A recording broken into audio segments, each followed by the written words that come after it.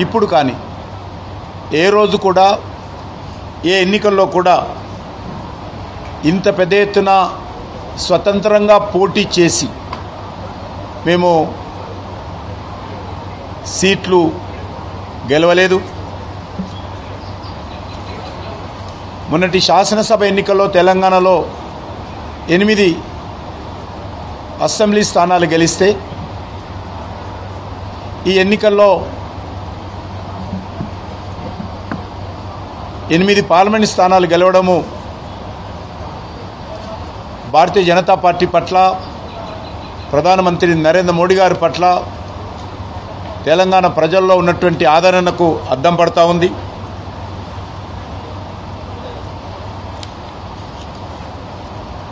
ఈ ఎన్నికల్లో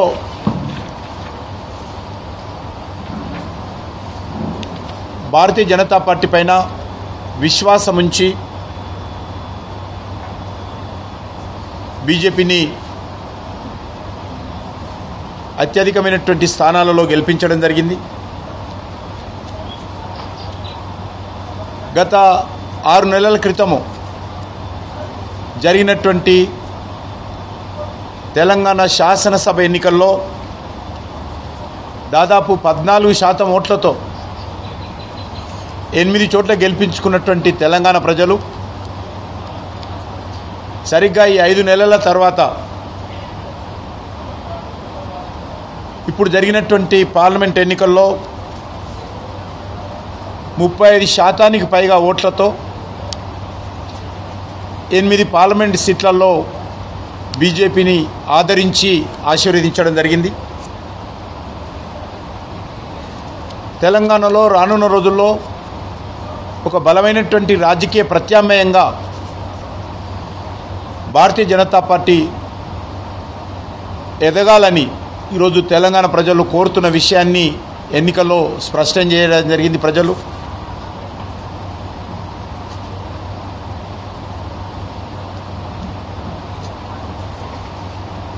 కాంగ్రెస్తో పోల్చి చూస్తే కాంగ్రెస్ ఓటింగ్ పర్సంటేజీ 1% పెరిగింది. గత శాసనసభ ఎన్నికల్లో 30% ఉన్నటువంటి కాంగ్రెస్ పార్టీ ఓటింగ్ పర్సంటేజీ ఎన్నికల్లో 40% చేయడం జరిగింది. అదే స్థాయిలో బీజేపీ 14% ఉన్నటువంటి ఓటింగ్ పర్సంటేజీ ఈరోజు 35% పెరగడం జరిగింది. ఎవరు అడగకముందే ముఖ్యమంత్రి గారు తెలంగాణకి ఏం ఒరగబెట్టకుండా ఆయన పాలనకు రెఫరెండం అని ఆయననే ప్రకటించుకున్నాడు. మరి కేవలం రిఫరెండం అని ప్రకటించుకొని 1% మాత్రమే ఓటింగ్ పర్సంటేజ్ ఆయన పెంచుకున్నాడు.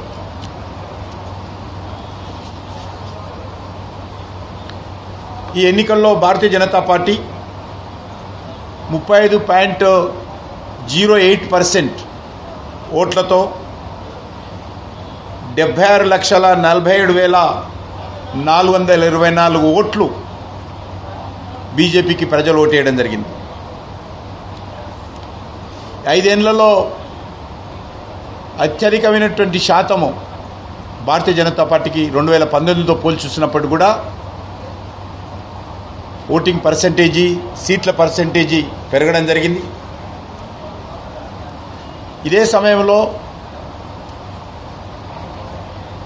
10 సంవత్సరాల పాటు తెలంగాణ సెంటిమెంటుతో అధికారంలోకి వచ్చి పరిపాలించినటువంటి భారత రాష్ట్ర సమితి ఈరోజు తెలంగాణలో ఉనికిని కోల్పోయే పరిస్థితి వచ్చింది. 17 సీట్లలో 15 సీట్లలో బీఆర్ఎస్ 2వ స్థానంలో వచ్చింది, 3వ స్థానంలో వచ్చింది. 8 సీట్లలో పైగా డిపాజిట్ కోల్పోయింది. మరి గత శాసనసభ ఎన్నికల్లో కాంగ్రెస్ పార్టీ గెలిచినటువంటి అసెంబ్లీ స్థానాలలో కూడా మరి ఓటింగ్ పర్సంటేజీ కాంగ్రెస్కు తగ్గింది. కాంగ్రెస్కి వేసినటువంటి ఓట్లు గత శాసనసభ ఎన్నికల్లో మరి ఈ ఎన్నికల్లో అనేక స్థానాల్లో భారతీయ జనతా పార్టీకి అసెంబ్లీలలో తీసినట్లయితే బీజేపీకి బలం పెరిగింది. కాంగ్రెస్ను మరొక దిక్కు బీఆర్ఎస్ను కాదని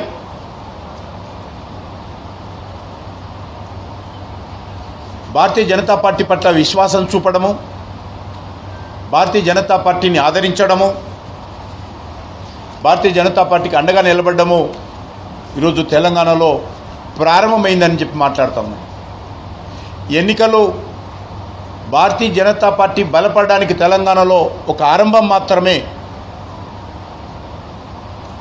ఈరోజు తెలంగాణలో భవిష్యత్తు భారతీయ జనతా పార్టీదే అనేటువంటి విశ్వాసం ఈరోజు అన్ని వర్గాల ప్రజల్లో విద్యావంతులు, మేధావులు, కవులు, కళాకారులు కూడా వ్యక్తం చేస్తూ ఉన్నారు.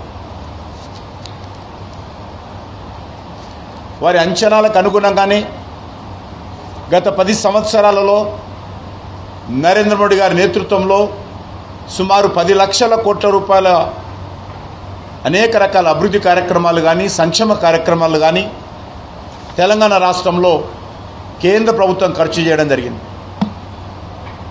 ఆ రకంగా తెలంగాణలో మరి నరేంద్ర మోడీ గారి ప్రభుత్వము చేపట్టినటువంటి అనేక రకాల అభివృద్ధి కార్యక్రమాలు కానీ ఈరోజు దానికి సంబంధించినటువంటి ఫలితం స్పష్టంగా కనిపిస్తూ ఉంది. మేము 8 సీట్లలో గెలిచాము,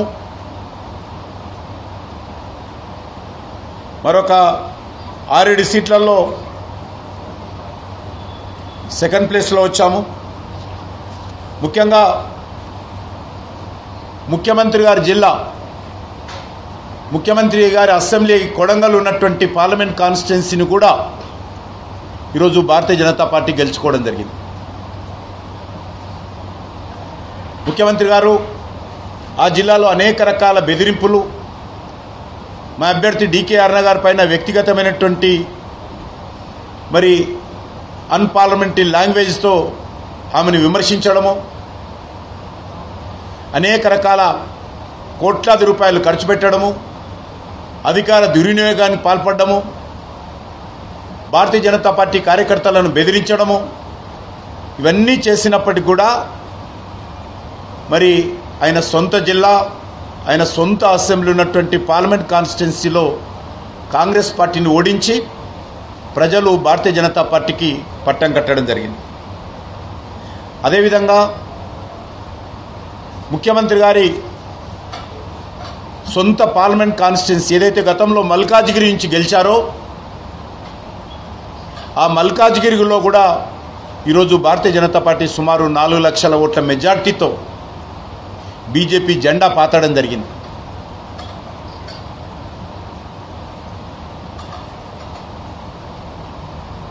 అక్కడ కూడా ముఖ్యమంత్రి గారి సొంత పార్లమెంట్ కాన్స్టిట్యున్సీ, సొంత జిల్లా కావచ్చు, కానీ సొంత గతంలో ఆయన ప్రాతినిధ్యం వహించినటువంటి, గత పార్లమెంట్ ఎన్నికల్లో ప్రాతినిధ్యం వహించినటువంటి మల్కాజ్గిరిలో కూడా ఈరోజు బీజేపీ గెలవడం జరిగింది.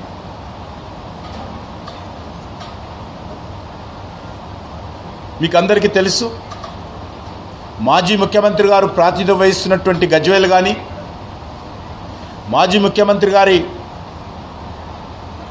రాజకీయ ఆరంగేట్రానికి కీలక పాత్ర పోషించినటువంటి సిద్దిపేట కానీ, బీఆర్ఎస్ కంచుకోటగా ఉన్నటువంటి మెదక్ పార్లమెంట్లో కూడా ఈరోజు 100 కోట్ల రూపాయలు బీఆర్ఎస్ పార్టీ ఖర్చు పెట్టినప్పటికీ కూడా మరి అక్కడ కూడా ఈరోజు బీజేపీ విజయం సాధించడము తెలంగాణ రాష్ట్ర రాజకీయాలలో భవిష్యత్ ఏ రకంగా ఉండబోతుందో సంకేతం ఇవ్వడం జరిగింది.